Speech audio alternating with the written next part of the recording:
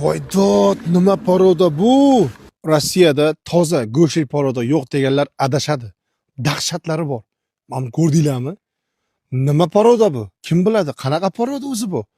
Kuniga kecha 2,5 kilo go'sht yig'adi, sharalli poroda desam, u dedilar. Lekin haqiqatdan ham yig'adi. Statistikaga qaranglar, statistikaga. Shunaqangi dahshat porodalar O'zbekistonga yetkazib, dastavkasi, dokumenti, butun hamma narsasi bilan xohlasanglar kirgizib berish, xohlasanglar o'zlaringiz kelib olib ketish. 2-3 xil tariflar bor. Murojaat uchun pastda nomerlar bor. Video oxirigacha ko'rsanglar, hamma ma'lumotga ega bo'lasizlar inshaalloh. Like bosib qo'yishingizdan chiqmasin. Dahshatlari bizda. Toza poroda Rossiyada yo'q deganlar, mana bitta ko'ringlar. Bitta ko'ringlar, qanaqa poroda bu, mashalloh.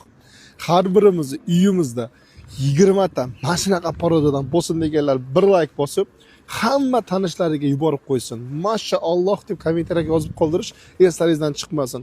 Ko'rib ko'zlarim quvonadi. Inshaalloh o'zim ham boqaman shunaqadan. Niyat qildim, xudo xolasa. Sizlarga ham ulashaman.